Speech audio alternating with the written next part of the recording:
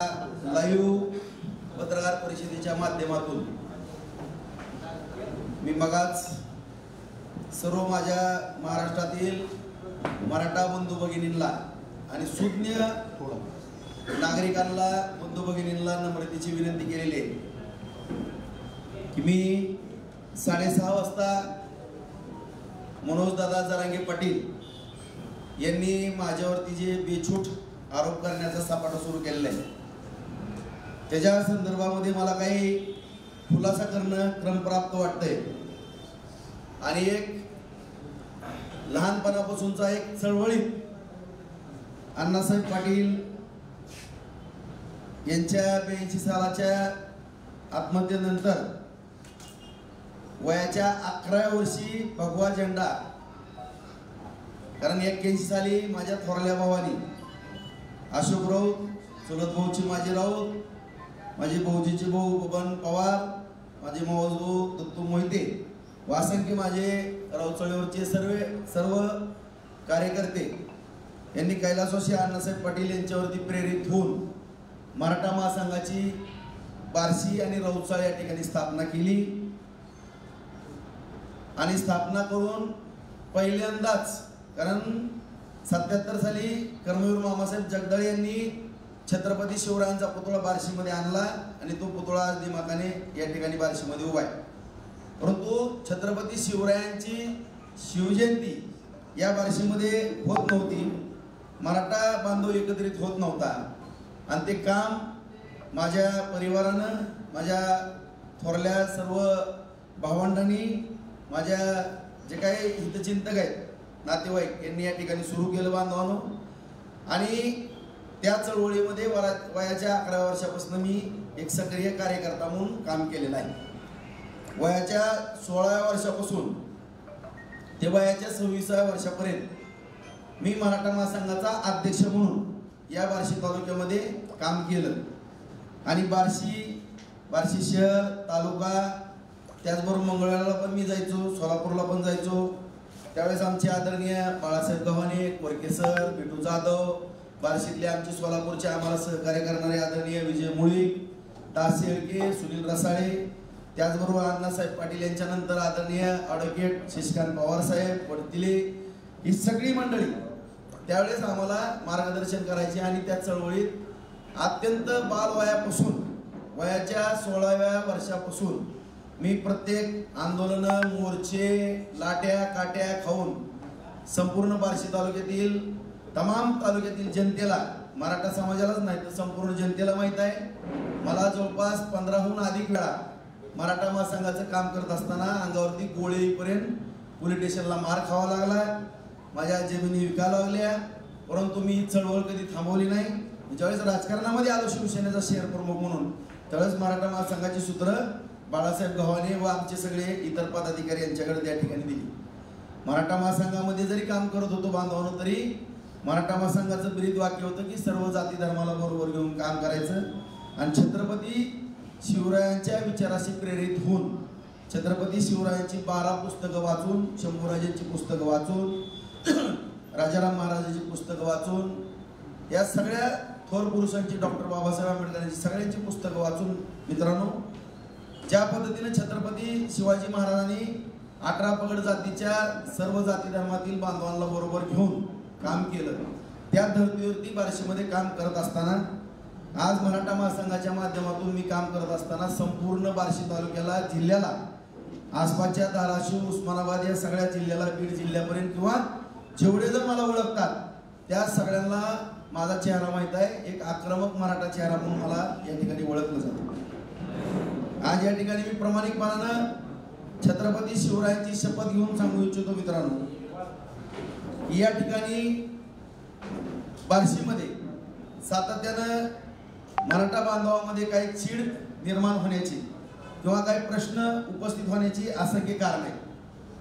कारण या ठिकाणी मी मगाच सांगितलं की या बार्शीमध्ये छत्रपती शिवरायांची शिवजयंती करणं सुद्धा वर्ज्य होतं आणि त्या काळामध्ये आम्ही जय भवानी जय शिवाजी म्हणायचं म्हणलं तरी पंचायत असायची आणि अशा प्रतिकूल अशा परिस्थितीमध्ये या ठिकाणी काम करत असताना ज्यांच्याबरोबर काही या बार्शीतले खंडोजी खोपडे काम करतात, ते जरंगे दादा पाटलांना बार्शीची पार्श्वभूमी चुकीची सांगतात। माझे असलेले परंपरागत विरोधक त्यांच्या सुद्धा जातीवादाबद्दल मी काय बोलणार नाही, मला काय जातीवादाचा विषय न्यायचा नाही, परंतु परंपरागत सगळ्या महाराष्ट्राला माहित आहे की बार्शी तालुक्यामध्ये लिंगायत मराठा हा वाद आहे, गेली 150 वर्षाचा इतिहास आहे। याच्यापूर्वी पण नरसिंह तात्या देशमुख, डॉक्टर कर्मवीर मामासाहेब जगदाळे, आदरणीय शितोळेताई, मी 85 साली निवडणूक लागली त्यावेळेस 15 वर्षाचा होतो, माझे वडील विठ्ठलराव त्यांनी बाबूराव आप्पांचा प्रचार केला, किसनआबा देशमुख 90ला उभारले, त्या ठिकाणी किसनआबा देशमुखांचा प्रचार केला। नंतर मी विश्वासभाऊ बारबोलेंना आमदार करण्याचं स्वप्न पाहिलं, ती काही अडचणीमुळे उभारले नाही, मला नाईलाजानं 99 साली त्या ठिकाणी विधानसभेला उभारावं लागलं आणि या चळवळीतनं मी 300 मतानं पराभूत झालो मित्रांनो। आणि 2004ला सगळ्यात संवड्याने जीवाचं रान केलं आणि माझ्यासारख्या एका मराठा योद्ध्याला त्या ठिकाणी बार्शीचा आमदार त्या ठिकाणी बनवलं। हे काम करत असताना समाजाची बांधिलकी मी कधीच सोडली नाही। आज ज्यावेळेस गेल्या सरकारच्या, आता मी कुठल्याही नेत्याचं नाव या ठिकाणी घेणार नाही मित्रांनो, कारण दहचा माल लगेच केला जातो की कुठल्या जरी नेत्याचं नाव घेतलं, शेवटी राजकारण करायचं म्हणलं मी त्यावेळेस शिवसेनेमध्ये पण काम केलं, त्याच्यानंतर आदरणीय नारायण राणे साहेबांबरोबर मला काँग्रेसमध्ये जावं लागलं, त्याच्यानंतर राणे साहेबांच्या अडचणी झाल्या, परत मला शिवसेनेमध्ये जावं लागलं, त्याच नेतृत्वाने मला पराभूत करण्याचा कट केला म्हणून मला भाजपमध्ये परत जावं लागलं। आणि या ठिकाणचा मराठा सुरक्षित राहावा, सगळा समाज बांधव व्यवस्थित राहावा, त्या दृष्टिकोनातून मला काही पक्षांतर करावं लागलं। नंतर मी अपक्ष म्हणून निवडणूक लढवलो, अपक्ष दोनदा माझा, एकदा निसटता पराभव झाला, दोनदा मी 10,000 एकदा मतानं पडलो, एकदा 5,000 पडलो, एकदा 3,000, 3 वेळेस माझा पराभव झाला, 2 वेळेस मला आमदार केलं बांधवानो। 4 वेळेस माझ्याकडे पंचायत समितीत येणारा महाराष्ट्रातला पहिला एक बिगर साखर कारखाना असलेला मराठा नेतृत्व करणारा या ठिकाणी राजेंद्र राऊत नावाचा तळागाळातला कार्यक्रम। 15 वर्षे नगरपालिका आली, आजही माझ्याकडे 128 मधल्या 95 ग्रामपंचायतीत, 135 मधल्या 85 सोसायट्या माझ्याकडे आहेत बांधवानो। जवळपास 40 पैकी 29 नगरसेवक निवडून आले, 6 नगरसेवक विरोधी बाजूचे माझ्याकडे आले। आज पंचायत समितीमध्ये माझ्याकडे सत्ता होती, जिल्हा परिषद मध्ये मी सत्ता आणली बांधवानो। आज बाजार समिती सरकारी माझ्याकडे आहे, खाजगी बाजार समिती मी निर्माण केली। मी जर तळागाळामध्ये सर्वसामान्य शेतकरी बांधवांकरता काम करत नसलो तर मला नाकारलं असतं। आज बहुसंख्य जवळपास 48 ते 50% मराठा समाज या तालुक्यामध्ये आहे।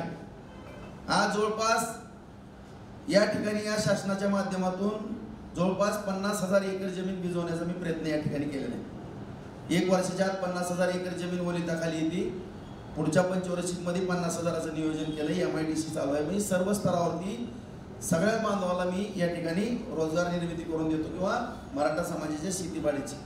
कधी काळी ऊस जात नव्हता तर स्वतःच्या कुटुंबातल्या पैशातनं कारखान्याला डिपॉझिट करून ऊस शेतकरी बांधवांचा घालवला, 470 कोटी रुपयाची शेतकरी बांधवाला मदत केली बांधवांनो। या सगळ्या गोष्टी करत असताना, मराठा महासंघाचं पण काम करत असताना, आपल्या सर्व बार्शीकरांना, राज्यातल्या माझ्या सर्व मराठा समाज बांधवाला मी विनंती करतो बांधवांनो, कुणीही नातेवाईक असेल, कुणी असेल तर तुम्ही माहिती घ्या, ज्यावेळेस SC/BCचं गेल्या वेळेच्या सरकारनं आरक्षण दिलं त्यावेळेस 1 महिनाभर कॅम्प लावून 17,000 दाखले माझ्या बंधू भगिनीला मराठा समाजाच्या देणारा महाराष्ट्रातला एकमेव आमदार मी, मराठा आमदार। दुसरा मुद्दा,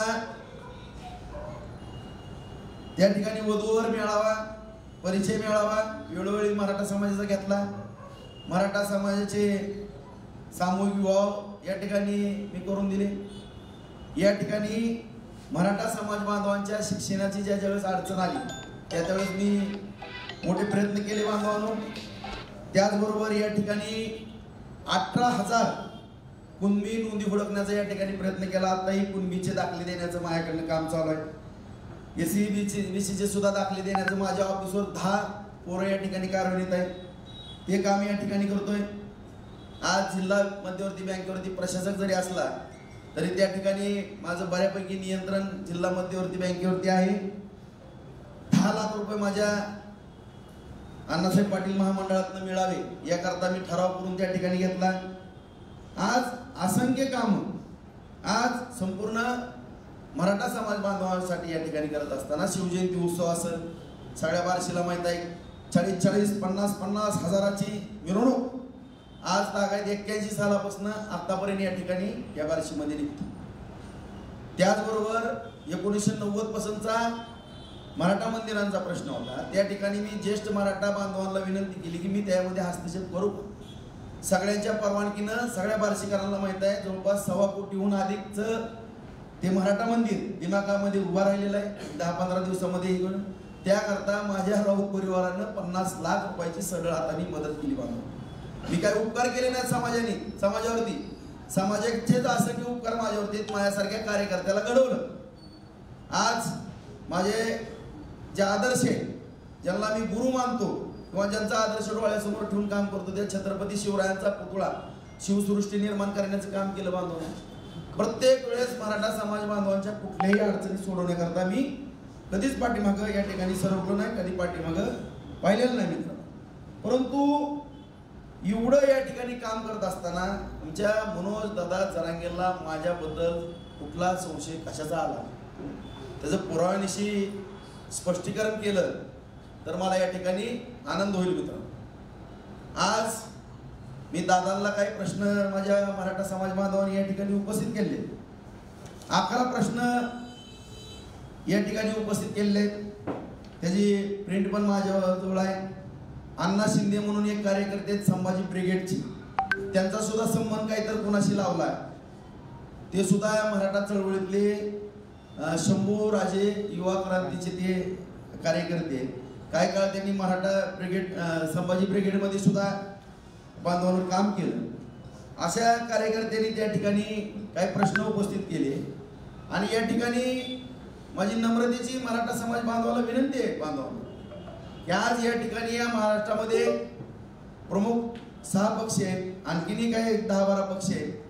मग 10-12 पक्षामध्ये राष्ट्रवादी काँग्रेस पवार साहेबांचे, शिवसेना उद्धव ठाकरेंचे, काँग्रेस त्या नाना पटोलेंची थोरातांचे किंवा सोनिया गांधीचे असेल. या ठिकाणी शिंदे साहेबांची शिवसेना आहे, अजितदादाची राष्ट्रवादी, भाजपची या ठिकाणी पक्ष आहे, बहुजन विकास आघाडी प्रकाशजी आंबेडकर साहेबांची आहे, आठवले साहेबांचा RPA पक्ष आहे, राजसाहेबांचा पक्ष आहे.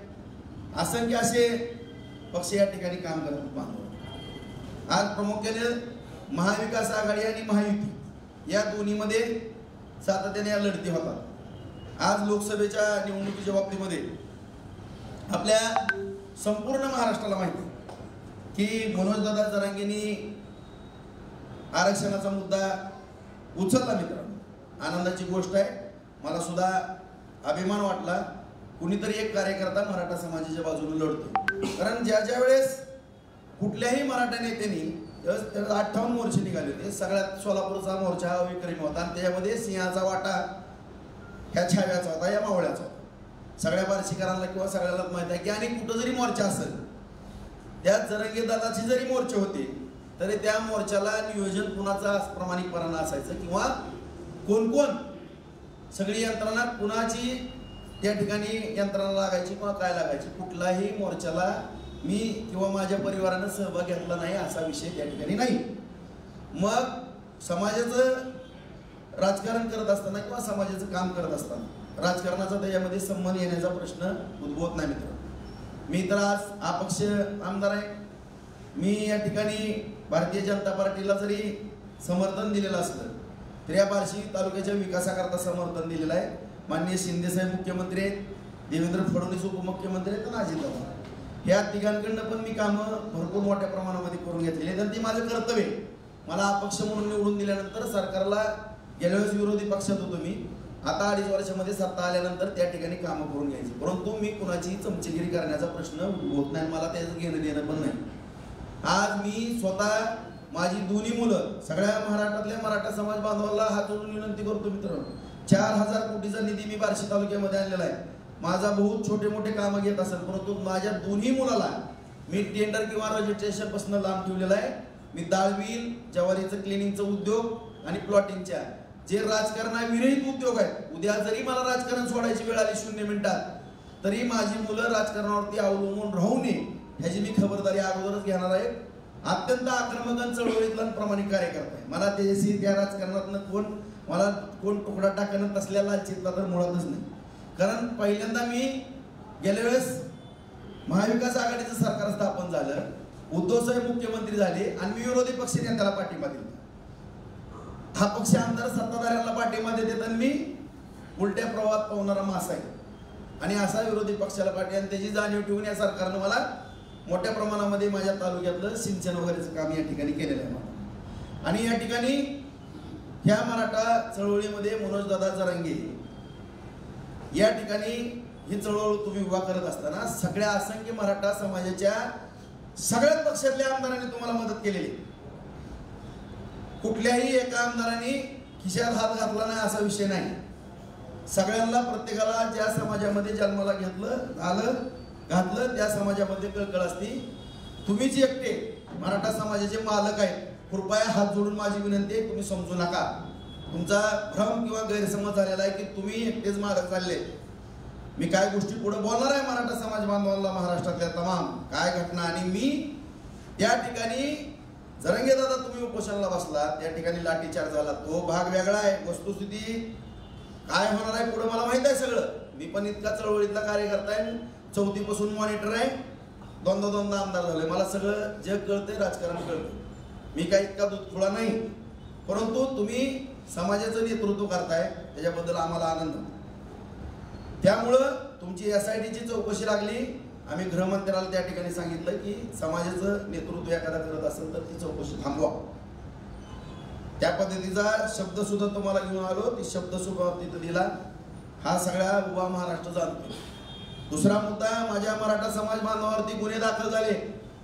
मी 15-16 आमदारांनी माननीय शिंदे साहेबांची भेट घेतली, गृहमंत्र्यांची भेट घेतली. नाव सुद्धा घेत नाही, त्यांचं नाव घेतलं की कुणाला एलर्जी होती कुणाला माहिती. त्यांचं नाव सुद्धा घेत नाही मी इथं.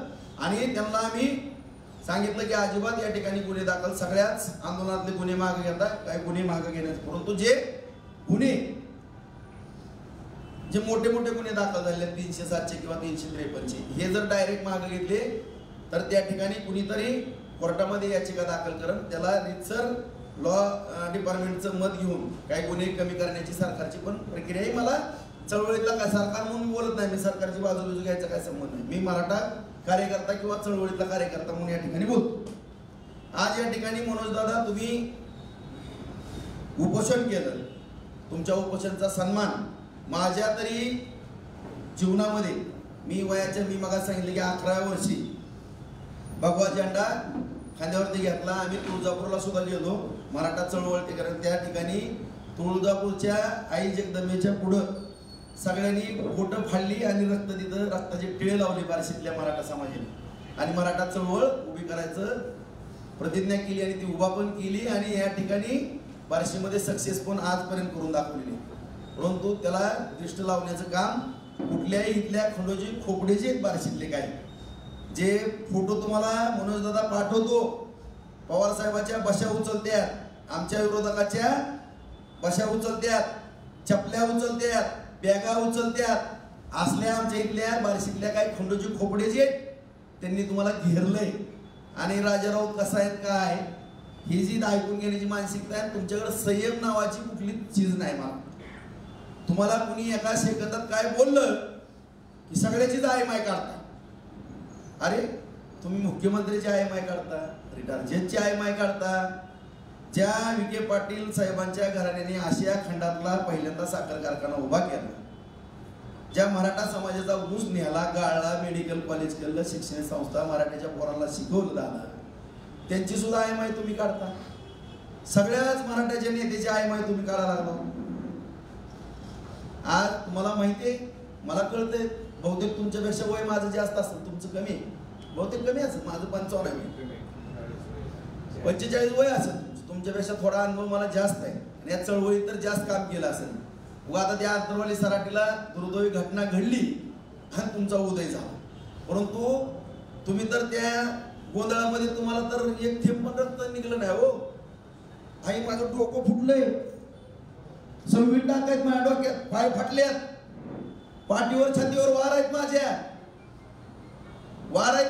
माझ्या जमिनी किती गेल्या ती बघायला या जरा एकदा. इथल्या मराठाला जी खरं प्रामाणिक मराठी आहेत, जे छत्रपतीचे मावळे ओरिजिनल आहेत ना इथं, त्यांच्याकडनं एकदा ऐका आणि पत्रकार परिषदेमध्ये लाईव्ह ऐका, मग नेमकं कळन खरा छत्रपतीचा मावळा या बार्शीमध्ये काम करणारा कोण आहे.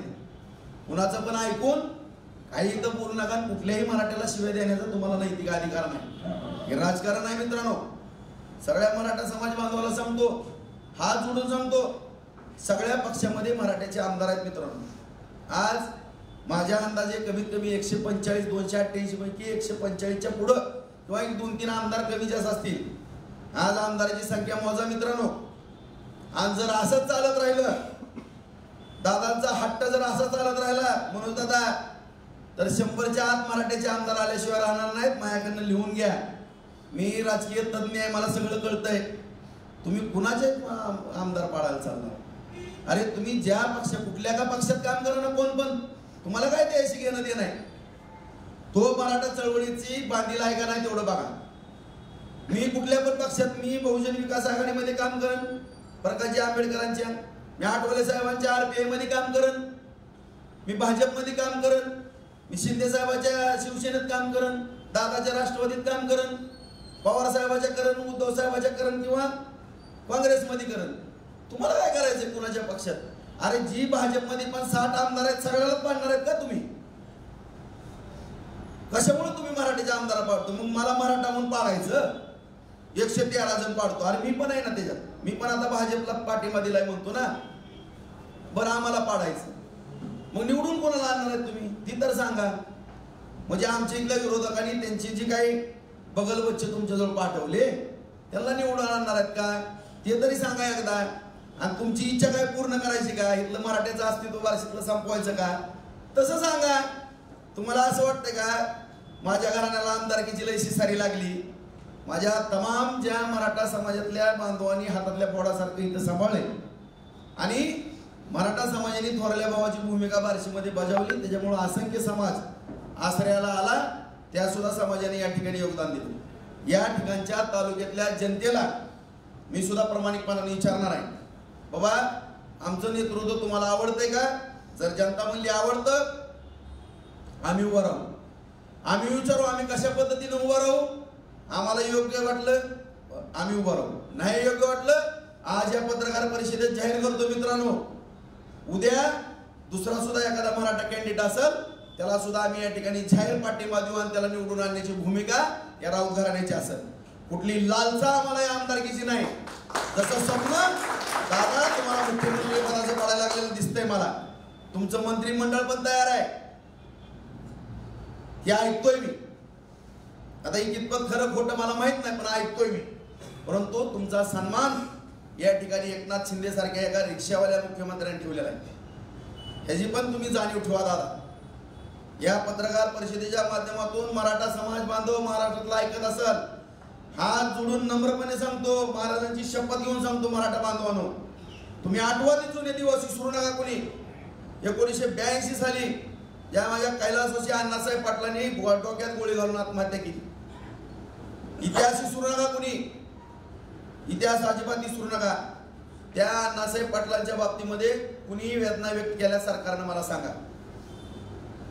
ज्या एवढ्या थोर महात्म्याचं बलिदान त्या ठिकाणी दिलं गेलं, बलिदान त्या ठिकाणी त्यांना त्याग करावा लागला जीवनाचा. मित्र जीवन संपवलं तरुण वयात मित्रांनो.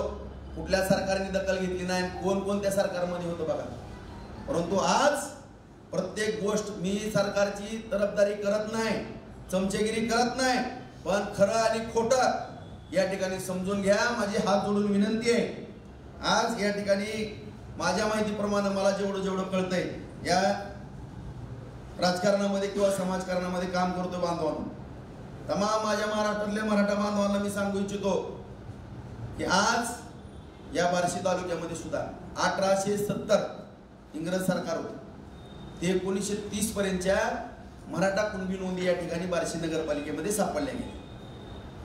आज ग्रामीण भागातल्या सुद्धा रेकॉर्ड रूम मध्ये नोंदी सापडल्या. 18,000 नोंदी शोधण्याचं काम या तळमळीच्या कार्यकर्त्यांनी केलेलं आहे. सगळ्या बार्शीकरांना माहित आहे. उर्दू सुद्धा शिक्षक आणले, रात्र बसवले, सगळा स्टाफ बसवला. 18,000 नोंदी एवढं. आज जवळपास या बार्शी तालुक्यामध्ये 2.25 लाख मराठा समाजाची संख्या आहे मित्रांनो. मी आज जबाबदारीने सांगतो, प्रामाणिकपणाने, कमीत कमी 70 ते 75% समाज आज कुणबी ओबीसी मध्ये समावेश झालेला आहे. मला मनोज दादा तुम्हाला एवढीच विनंतीपूर्वक विचारायचं आहे, ज्या अण्णासाहेब पाटलांना आपला जीव द्यावा लागला, गमावा लागला, त्यांचा कुणी विचार केला? परंतु तुम्ही उपोषणाला बसले होते. उपोषणाला बसल्यानंतर माननीय शिंदे साहेब मुख्यमंत्री आहेत, त्यांच्या सरकारनं दखल घेतली.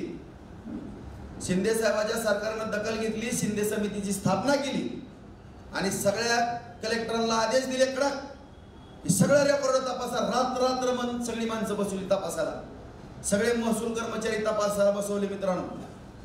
सगळ्या नोंदी हुडकले गेल्या. तुमच्या तोंडात नाही ऐकलो. 50 लाख नोंदी सापडल्या, 40 लाख तुम्ही सांगितलं. माझ्या आंदोलनाला यश आलं नाही एवढ्या नोंदी सापडल्या. मग आज या तमाम महाराष्ट्रातला माझ्या अंदाजानं तुम्ही जी आकडेवारी सांगितली त्यामध्ये जवळपास 50% होऊन कुणबीमध्ये पहिला विदर्भातला समाज गेलेला आहे.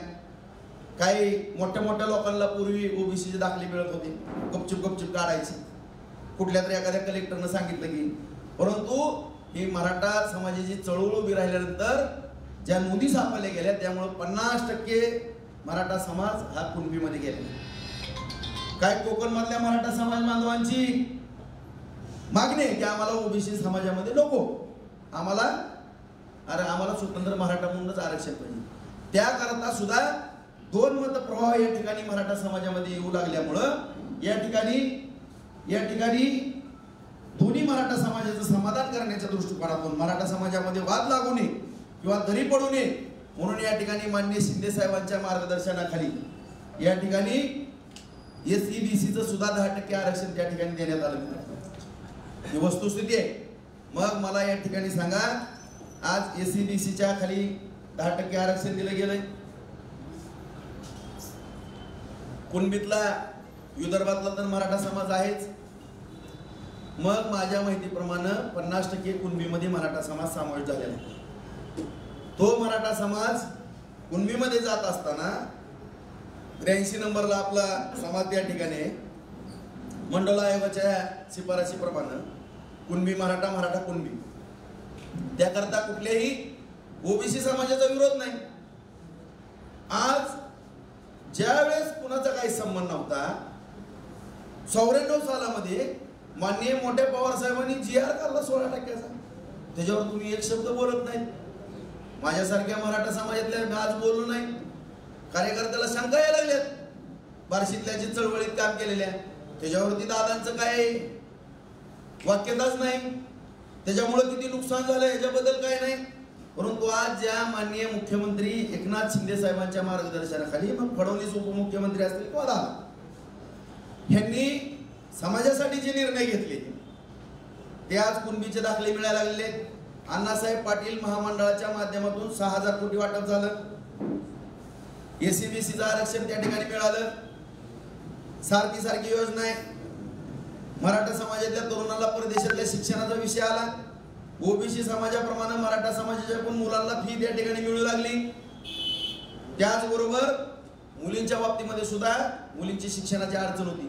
आज शिंदे साहेबांच्या मार्गदर्शनाखाली फडणवीस असतील किंवा अजितदादा असतील, यांनी जो निर्णय घेतला त्यामध्ये 100% मुलींना शिक्षण माफ केलं.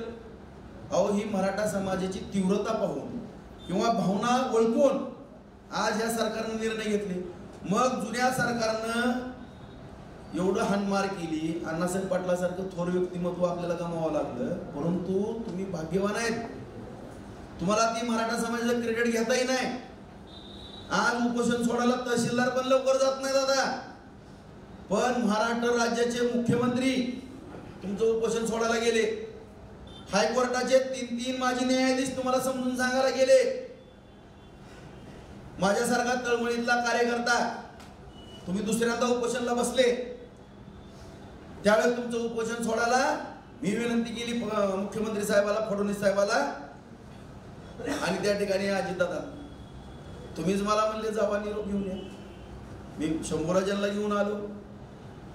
तिथल्या कलेक्टरला आणि SP ला पण माहित आहे आणि मला पण माहित आहे दादा. मला आता बोलायला लावू नका.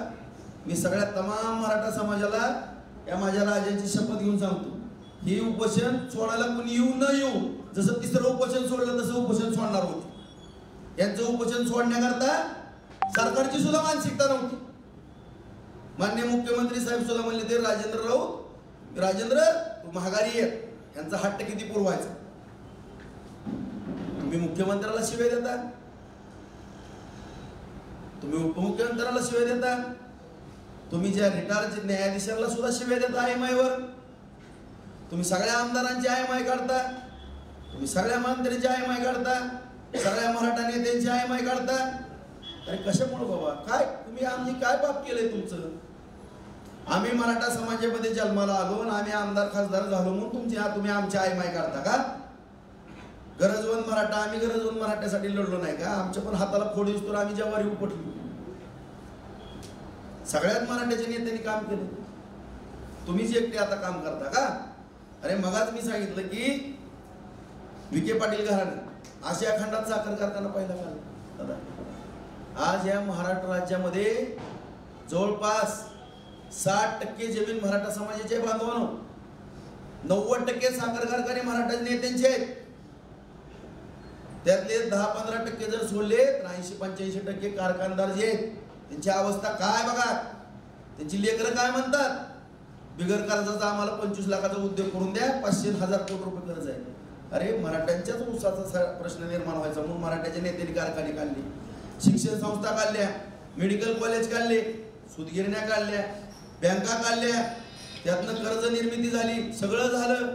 डॉक्टर झाले, इंजिनियर झाले, शिक्षक झाले, सगळं झालं. आज आदरणीय वसंतदादा पाटलांनी इंजिनिअरिंग कॉलेज दिले, मेडिकल, मग सगळे पतंगराव कदम सगळे मराठी शोधले. तुम्ही सगळ्या मराठ्यांच्या घरी आता 10-10 किलो सोन्याची बिस्किटच दिले. मला आश्चर्य वाटलं, अरे म्हणजे त्या सगळ्या मराठ्यांनी योगदान दिलं त्याचं काहीच नाही. अरे बाबा कमीत कमी आभार नका मानू किंवा कौतुक नका करू, आम्हाला कौतुकाची गरज नाही, आम्हाला शिव्या तर कमीत कमी देऊ नका. उद्या जर आम्हाला मराठ्याची माणसं म्हणली किंवा बार्शी तालुक्यातली म्हणली घरी बसा, घरी बसतो आम्ही. आम्हाला काय पडले, आमचं धंदा येतं, आमचं धंदा पाणी करत बसतो. आम्हाला तुम्हाला राजकारण करायचं तुमचं तुम्हीच करा, परंतु तुम्हाला एवढा अहंकार येण्याचं कारण काय? आणि एका अण्णा शिंदे म्हणून एक कार्यकर्ता आहे मराठा चळवळीतला, त्यांनी तुम्हाला 11 प्रश्न विचारलेले आहेत. त्याचे प्रश्न काय चुकीचे आहेत, त्या 11 प्रश्नाची उत्तर द्या. तुम्ही आता म्हणले काय गेवराच्या सभेत माजलगावच्या सभेमध्ये, दादा ही भाषा तुम्ही वापरायला नाही पाहिजे माझ्याबद्दल. आम्ही पण छत्रपती शिवरायांचा मावळा आहे, माझ्या पण जुन्या घराने, मी पण कोकणातला आहे, माझं घरानं पण छत्रपतींच्या सैन्यात होतं, त्यावेळेस पण रक्त सांडले. मध्ये पण महागामी बालवयामध्ये तरुण वयामध्ये मराठा समाजासाठी छातीचा पोट केलेला आहे, लढलो, रक्त सांडलं, मार खाल्ला, जेलमध्ये गेलो. आणि आता तुम्ही जर मराठा चळवळीतल्या काम करणाऱ्या जर राजेंद्र राऊत सारख्या एका चळवळीतल्या कार्यकर्त्यांवर आरोप करत असाल आणि तुम्ही एकटेच वफादार आहेत आणि बाकीचे सगळे मराठ्याचे नेते गद्दार आहेत असं जर म्हणत असताल दादा, तर मला कीव येते तुमची. आज या ठिकाणी माझ्या तमाम महाराष्ट्रातल्या बघणाऱ्या मराठा बांधवांना मी प्रामाणिकपणानं जे बैठकीमध्ये 2-4 गोष्टी सांगणार आहे मित्रांनो, जर खोट्या निघाल्या, मी 3 सांगतो आता, परत बाकीच्या सांगतो, आणखी शिल्लक ठेवतो काय काय घटना काढायच्या चर्चेला गेल्यानंतर. जर मी खोटं बोलत असेल तमाम महाराष्ट्रातल्या मराठा बांधवांनो, तर मी विठ्ठल राऊताचा मुलगाच नाही आणि मी छत्रपतीचा प्रामाणिक भक्त नाही. आज आम्ही मनोज दादा तुमच्याबरोबर चर्चा करायला गेलो असताना साताऱ्याची काय मंडळी त्या ठिकाणी आलेली होती. उदयनराजे महाराजांचा त्या ठिकाणी विषय निघाला, म्हणले थोडक्या मतात निवडून आले, थोडक्या मतात निवडून आले. मला तर त्या दिवशी खऱ्या अर्थानं धक्का बसला, दादा तुम्हाला किती अहंकार चाललाय. मी माझ्या या देवाची शपथ घेऊन सांगतो तमाम महाराष्ट्रातल्या मराठा बांधवांनो, दादांचं हे वाक्य आहे, मी फुकलो असतो तरी राजे पडले असते, मी फुकलो असतो तरी राजे पडले असते, मी राजे आहेत म्हणून सोडून दिलं असा हात केला. मी जर खोटं बोलत असेल तर या महाराजाचा भक्त आयुष्यात नाही मित्रांनो. माझ्या विठ्ठलरावचा पोरगा नाही. मी माझ्या आई बापा शपथ खरं सांगतो. आज मला पण माझ्या सहनशीलतेच्या बाहेर जाऊन देऊ नका. मी तर तुम्ही हुकलेली करताना त्यापेक्षा 100 हुकलेली लिहू राहील. आज दुसरा मुद्दा या ठिकाणी सांगतो बांधवांनो. माझ्या आई वडिलाची शपथ घेऊन सांगतो, छत्रपती शिवरायांची शपथ घेऊन सांगतो. ज्यावेळेस जरांगे दादांबरोबर चर्चा केली, दादा ही चर्चा केली होती अण्णासाहेब पाटलांच्या बाबतीत ही घडलं. तुम्हाला मान सन्मान शिंदे साहेब त्यांच्या सगळ्या मंत्रिमंडळाने दिलाय, सरकारनं दिलाय. तुमच्या काय मागण्या आहेत व्यवस्थित मला सांगा. तुम्ही तुमचे 4-5 वकील मला जोडून द्या. जे काय आहे ते व्यवस्थित मला समजून सांगा. नेमकं काय करायचंय. हैदराबाद गॅजेट, ओबीसी मराठा हे काय कसं आहे काय ते सांगा. मी तुम्हाला पण कोर्टातल्या पद्धती सांगितल्या, तुम्हाला पण माहिती आहे, तुम्ही पण चळवळीतले कार्यकर्ते. मी एवढं त्या ठिकाणी म्हणलं तुम्हाला की दादा काही लढाई आपण मोर्चाच्या माध्यमातून लढली, काय आंदोलनाच्या माध्यमातून लढली, ठीक आहे. परंतु ज्या डॉक्टर बाबासाहेब आंबेडकरांनी घटना लिहिली त्या घटनेच्या आधारावरती सुद्धा आपल्याला काय अंशी चालावं लागणार, काय कोर्ट कचेरी करावं लागणार. आणि ज्या आपल्या मागण्या सातत्याने मराठा समाजाच्या आहेत, शास्त्र सरकार पुढे गेलेले आहेत. आपण हायकोर्टामध्ये पिटिशन टाकू, सुप्रीम कोर्टात काय करायचं असलं करू. मी सगळे मराठा आमदार एकत्र करतो. जे काय कोट 2, 5, 10, 20 कोटी रुपये वर्गणी करायचे आम्ही करतो. जर कुणी नाही दिले तर 5-10 कोटी रुपये माझं शेत विकतो. रोहितगी सारखे वकील द्या, राम जेठमलानीच्या पोराला उभा करा, कुठलाही वकील सांगा, वकील द्या, हायकोर्टातनं डायरेक्शन द्या. आणि जर आपलं हैदराबाद गॅजेट असेल किंवा मराठा ओबीसी एक असेल तर हायकोर्टात आपण याचिका दाखल करू, डायरेक्शन मागू. डायरेक्शन मागितल्यानंतर कोर्ट निर्णय त्या ठिकाणी देतो. 4 आठवड्यात 8 आठवड्यात सरकारनं प्रतिज्ञापत्र सादर करावं. ही परंपरा आपल्या घटनेत तरतूद आहे. त्याप्रमाणे आपण तो प्रश्न सोडू. कुठलाही वकील लावायचं सांगा, किती पैसे लागू द्या, आम्ही मराठ्याचे आमदार वगैरे. आणि कुणी नाही दिली तर मी बघतो की माझी भाषा आहे बांधवांनो. तर मला उत्तर प्रामाणिकपणानं सांगतो मराठा बांधवांनो, अरे रावसाहेब ह्या केसचा वकील पण मी आहे, जज पण मी आहे, हे उत्तर मला दिलं. मग तुम्हाला हा विषय मिटवून द्यायचा नाही का? नेमकं ह्या विषयाचं करायचं काय तुम्हाला, त्याचं उत्तर मला द्या. तिसरा मुद्दा, ज्यावेळेस सगळे सोयरेचा विषय होता बांधवांनो, त्याच्या बाबतीमध्ये सुद्धा तुम्ही नाहीत, परंतु तुमच्याकडचे 1-2 व्यक्ती आहेत, त्यांची नावं वेळ आल्यावर मी जाहीर करा. मी म्हणलं सगळे सोयरीचा विषय, मला म्हणले सगळे सोयरीचं तुम्ही डिक्लेअर करा. ठीक आहे म्हणलं. मी चर्चा शंभूराजे देसाईंबरोबर पण केली. सगळ्या चर्चा होत असताना सगळे सोयरीच्या बाबतीमध्ये अधिसूचना निघली, त्याला कायद्याचं रूपांतर करायचं. परंतु त्याला जवळपास 7-7.5 लाख हरकती आलेल्या होत्या. त्याच्या बाबतीत पण तुमच्या सहकाऱ्यांबरोबर मी चर्चा केली. तुमच्या सहकाऱ्यांचं असं मत आलं दादा, मी म्हणलं ते हरकती आल्या, त्याला कायदेशीर नोटिसा, उत्तर जवाब सगळे हिअरिंग वगैरे व्हावं लागतंय. बिगर सुनावणीचा जर निर्णय दिला तर ते कोर्टात टिकणार नाही. तुमचे सहकारी म्हणले तुम्हाला काय करायचं, टिकू द्या, अगर नाही टिकू द्या, देऊन टाका.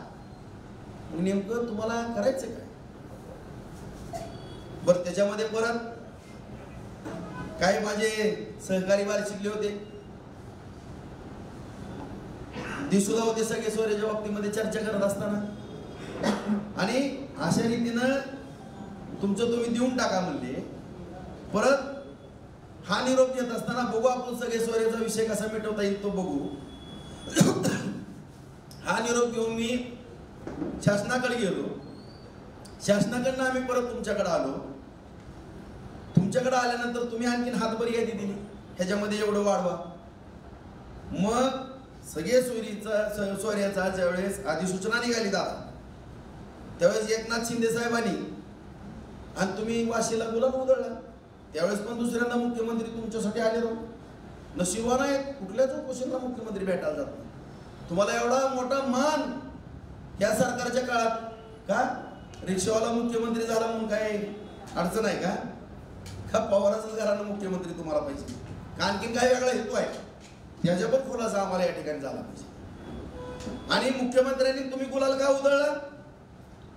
तुम्हाला काय नैतिक अधिकार आहे गुलाल उधळून परत उपोषण करायचा? गुलाल उधळल्यानंतर प्रश्न सुटला, सगळ्या गावागावात गुलाल उधळला गेला. सगळ्या पत्रकार बांधवाला पण माहित आहे, सगळ्या मराठा बांधवांना माहित आहे ना तुम्हाला पण, सगळीकडे गुलाल उधळला ना. मग एवढा गुलाल उधळायचा विषय काय होता? कशामुळे हे, कशामुळे नेमकं? मगाच मी सांगितलं की सगळ्या पक्षामध्ये जवळपास 145 ते 150 आमदार मराठ्याचे आहेत. तुम्हाला नेमकं मराठ्याचेच आमदार पाडायचे का? तुमचा उद्देश कशा पद्धतीचा आहे तो आम्हाला काही लक्षात येत नाही. त्यामुळं या बार्शी तालुक्यातल्या काही मराठा समाज बांधवांनी तुम्हाला प्रश्न विचारलेले 11 प्रश्न आहेत. त्या 11 प्रश्नाची उत्तरं प्रामाणिकपणाने द्या, आमची काही हरकत नाही. आम्ही आरक्षणाच्या चळवळीशी तुमच्या अगोदरपासून आहे, आजही आहे, उद्याही राहू. परंतु ज्या वेळेस आरक्षण देण्याची बैठक, मला माहित आहे मी आमदार असल्यामुळं, सह्याद्री अतिथीगृहावरती झाली, त्यावेळेस ठरलंय राव ओबीसीतनं सोडून आरक्षण बोला म्हणून. त्याच्यावरती सह्या आहेत सगळ्या पक्षाच्या, पवारांची सही आहे, उद्धव साहेबांची सही आहे, नाना पटोलेंची आहे, सगळे जेवढे पक्ष आहेत तिकडं शिंदे साहेबांची आहे, ते फडणवीस साहेबांच्या ह्याच्यातली पक्षाची आहे, अजितदादांची आहे. म्हणूनच आम्ही तुम्हाला म्हणतो ना, तुमच्यामुळं आज 31 खासदार काय हे गले 5-10 खासदार आले. गरजवंत मराठा सांगितलं तुम्ही की महायुतीला मतदान करू ना. बरं, महाविकास आघाडीचे खासदार आले आले आनंद आहे, कुणीतरी आले. काय 2 पायाच्या वावड्यात कोणतरी निवडून येणार आणि कोणतरी पडणार, त्याच्याबद्दल काय दुमत नाही. अरे बाबा, त्यांना एकदा तरी विचारा ना, तुम्ही मराठा समाजाची मतं घेतल्यात का? ती जर म्हणले होय बाबा आम्ही मराठा समाजाच्या मतावरती निवडून आलोय, अरे मग द्या ना लिहून तुम्ही ओबीसीतनं आरक्षण द्या म्हणून. कुणी अडवलं तुम्हाला? बरं, उद्या दादा तुम्हाला बार्शीतल्या मराठ्यांनी काय विचारलंय दुसरं, की महायुतीच्या सरकारनं जर ओबीसीतनं आरक्षण देत नाहीत म्हणतात, तर महाविकास आघाडीला जाहीरनामा प्रसिद्ध करायला हवा ना. उद्या आम्ही निवडणुकीला सामोरं जात असताना उद्या मराठा समाजाच्या जीवावरती आम्ही जर महाविकास आघाडीचं सरकार आलं तर आम्ही ओबीसीतनं आरक्षण देऊ, जाहीरनामा जाहीर करायला हवा. नाहीतर मुदत घ्या, महिन्याच्या आत आम्ही आरक्षण ओबीसी समाजातनं उद्या म्हणून ना. ह्या आघाडी सरकारनं काय आघाडीच ना, उद्या म्हणून ना केंद्राकडे जावा आणि कुदगोल्या होईस तर खुर्चीवर मुख्यमंत्र्याच्या बसा. म्हणजे शिंदेला मुख्यमंत्री पदावर घालून नेमकं कुणाला करायचंय? महायुतीतनं तर मुख्यमंत्री शिंदे, महाविकास आघाडीतनं म्हणणं कोण मुख्यमंत्री पद मागतंय? नेमकं कुणाला शिवाय देताय तुम्ही? काय चाललंय? आणि नेमकं नीट समजून तरी विषय घ्या तुम्ही. का मराठा समाजाने तुमचा आदर केला, तुमचा मान सन्मान केला, हो कशाला कुणाच्या वाटत जायचं म्हणून सगळी मराठीचे आमदार बिचारी गप बसतात, सगळे मंत्री माजी मंत्री गप बसतात, तुमच्या शिव्या खात्यात आय माय काढता. मला तर म्हणता संडासला बसला मुताला गेला, ही भाषा आहे का तुमची?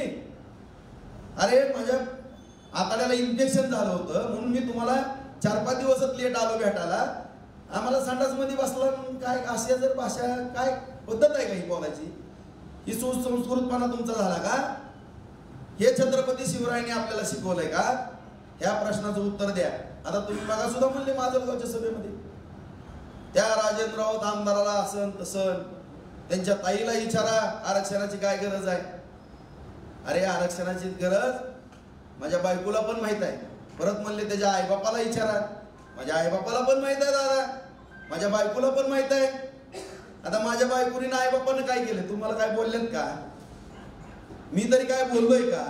आता बार्शी तालुक्यातले मराठ्याची पोरं जर तुम्हाला प्रश्न विचारत असतात आणि तुमच्या जर नाकाला झुमला असेल मायाबद्दल आणि माझ्या कुटुंबापर्यंत जर तुम्ही जात असाल आणि तुम्ही म्हणता त्या माजलगावच्या सभेमध्ये हे त्या राजेंद्र राऊताच्या दारात जागा आहे का सभा घ्यायला?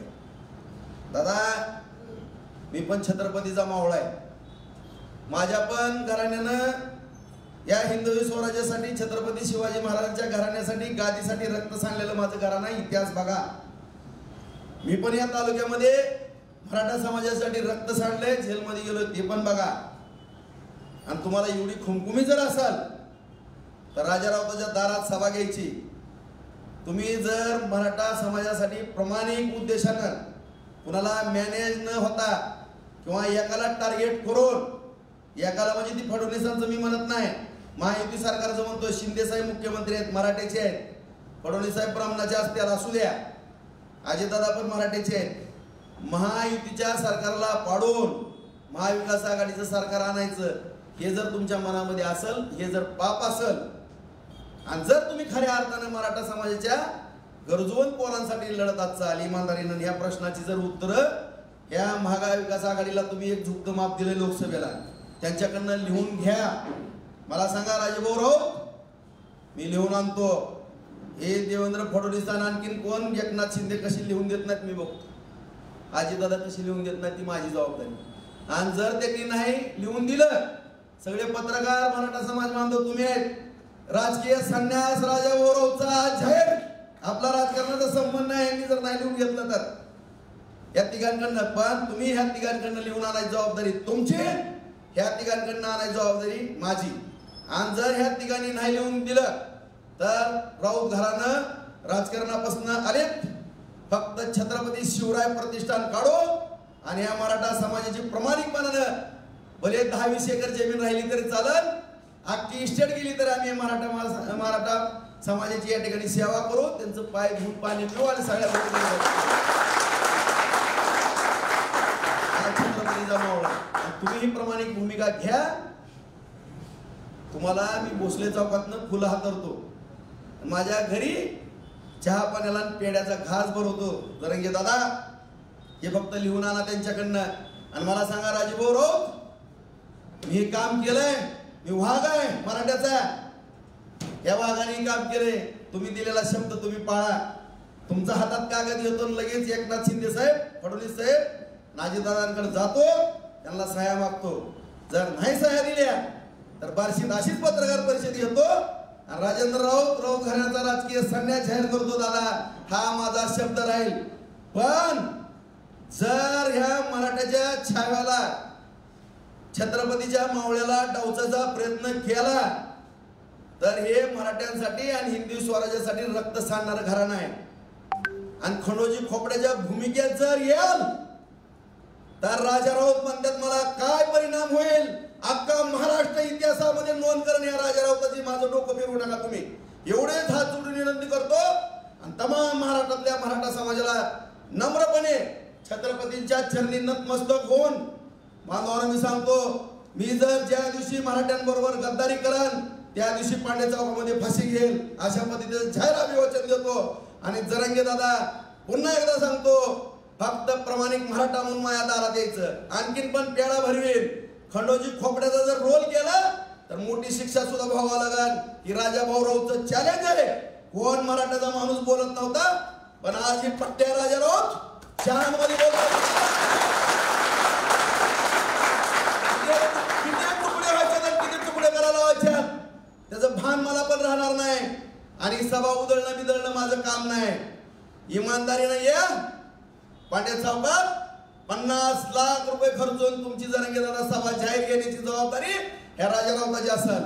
आणि प्रत्येक घरातला बाया माणसा सहित अख्खा मराठा समाज भगवंताच्या ग्राउंड किंवा पांड्या चौकात आणून उभा करण्याची जबाबदारी राजाभाऊ राऊताची असेल. सभेची तारीख सांगा, त्या सभेमध्ये खडा सुद्धा पडणार नाही.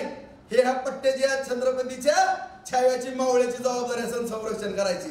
ह्याच्यातनंच ही उत्तर दादा, आणि इथनं पुढे तुम्ही उत्तर द्याच. मग माझी 10-20 हजाराची सभा तुम्ही आहे तर मी आहे, जमली जा.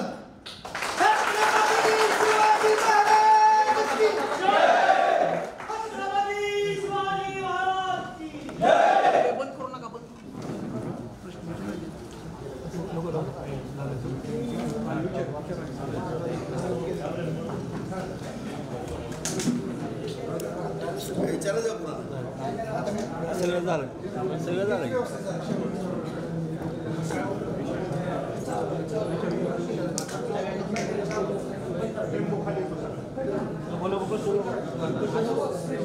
नको नका